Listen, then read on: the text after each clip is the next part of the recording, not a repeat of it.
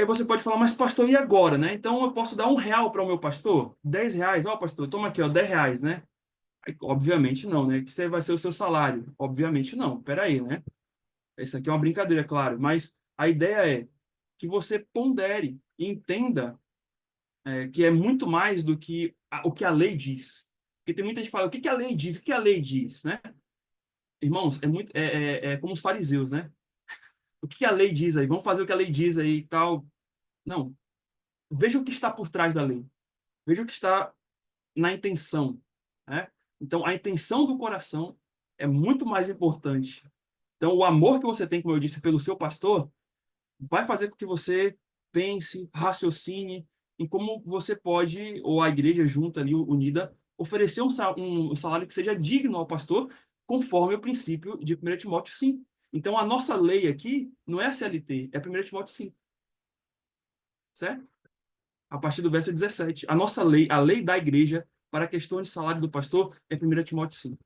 E aí, claro, eu vou trazer alguns fatores cruciais aqui para o cálculo do salário do pastor. Primeiro, as demandas do trabalho do pastor, certo?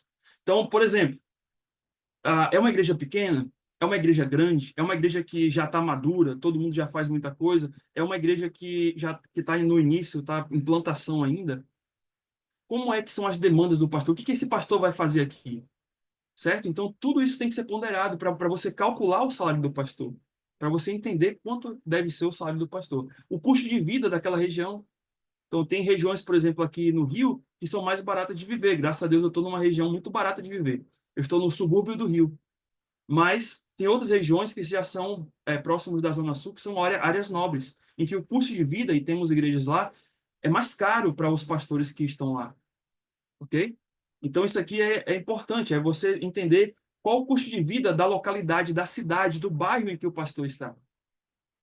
Né? Será que com esse salário ele vai ter condição de suprir as suas necessidades, de dar o alimento para a sua família, ou ele vai ter que recorrer a um trabalho fora, que aí prejudica o trabalho pastoral e o trabalho na própria igreja? Necessidades familiares do pastor, atuais e futuras. Por exemplo, quantos filhos ele tem? Será que algum deles tem algum problema de saúde? Precisa de um tratamento médico, né? Será que eles têm alguma outro tipo de necessidade ou vai apresentar algum tipo de necessidade no futuro, certo? Então, quanto mais a família do pastor cresce, então mais ele vai ter despesa. Então, isso tem que estar, ó, na análise, né? Tem que estar analisado entre a igreja ali, do que se fazer nessas situações, né? Porque realmente um pastor que é fiel, ele nunca, ele vai sentir no coração ali, poxa, eu gostaria de que a igreja pudesse valorizar o meu salário um pouquinho mais, mas ele não vai chegar e vai falar, olha, igreja, vocês não estão me valorizando, né? Ele vai ser humilde, ele vai ser ali, ele vai ficar em oração até, esperando, né? Que Deus toque no coração de alguém, que alguém fale com outro e lembre, olha, irmãos, temos que honrar o pastor, certo? Então é essa visão que a gente tem que ter também, é esse fator que a gente tem que considerar na hora de calcular o salário, a média salarial dos pastores da região, isso é muito importante, mas tem que ser utilizado com cautela. Por quê? Porque, novamente, a gente não pode ficar medindo os ministérios, mas às vezes é bom a gente ter um padrão de média salarial para que a gente possa entender, né, que, olha, vamos manter o salário do pastor nesse nível aqui, né? Que é o padrão dos outros pastores, né? E isso vai ser interessante, não vai trazer sabe, nenhum sentimento de ser rebaixado, né? Ou algo assim que pode ser criado, né?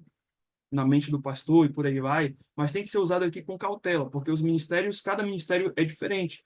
Educação ministerial continuada. Isso aqui é uma parte negligenciada por muitos pastores e muitas igrejas não avaliam isso. E depois reclamam. Por que meu pastor só prega isso? Por que meu pastor não prega uma mensagem mais atual? Sei lá, né? Não pode atualizar a Bíblia, né? Nem o Evangelho, a gente sabe disso. Mas assim, porque ele não tem, porque ele não estuda mais, porque às vezes, irmãos, ele tem que sobreviver. Ele tem que comer. Ele não vai tirar do arroz e do feijão dele para poder pagar curso, para poder pagar coisa se não dá.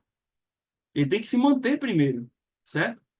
Então, assim, você quer que o seu pastor faça cursos, faça um mestrado, né? Estude mais, se dedique mais, ao aprendizado, então considere isso no cálculo do salário pastoral, certo? E também fiscalize. Pastor, e aí? Qual curso você está fazendo? Como é que tá? Aprendendo o que novo? Isso aqui é importante, irmãos. E muitas vezes a gente esquece disso. E acha que com um salário mínimo, o pastor vai conseguir fazer um mestrado. Com 2 salários, o pastor vai conseguir fazer um mestrado. Não vai. Nos níveis de custo de vida econômico do nosso país hoje, impossível. Certo? Experiência pastoral. Quantos anos aquele pastor tem no ministério? Quais são as suas capacitações e experiências? Seu currículo, né? Para lhe oferecer um salário que seja digno da sua qualificação. Isso é um ponto interessante. Você pode colocar isso como um fator, mas sem esquecer de que, claro, né? Agora eu sou um doutor, então o meu salário tem que ser 8.000, tem que ser 9.000. Claro que não, né, irmãos? A gente conhece a história de Jonathan Edwards e a gente vê que aquele homem era um superdotado, né? Um homem de Deus, assim, fantástico. E era já doutor, já sendo antes dos 20 anos, ou 20 e poucos anos, já era alguém assim fora de série. Ah, e ele foi pastorear uma igreja entre os índios, numa região longe de cidades grandes, nos Estados Unidos, em sua época, lá nos anos de 1700. E ele foi para lá, né? Talvez sem muito recurso, mas ele foi para lá porque Deus o chamou. Então, mas é importante a gente levar em conta a experiência pastoral. A disponibilidade das finanças da igreja. Esse aqui é talvez aqui o dos fatores, o que às vezes mais a gente considera, né? Então, quanto que a igreja tem de caixa? Quanto é que entra de ofertas mensais? Ok? Quanto é que temos ali no caixa da igreja? E aí, né?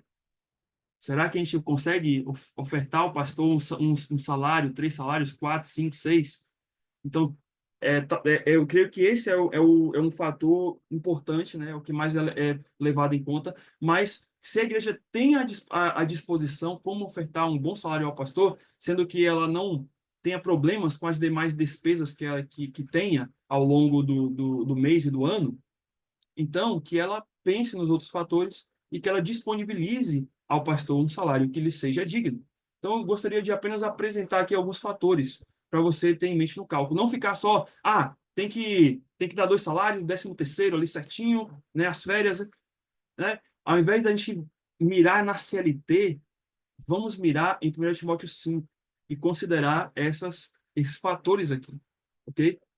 Que são muito mais relevantes do que você ficar ali na letra da lei toda hora. Não, a CLT, a CLT, a CLT, certo?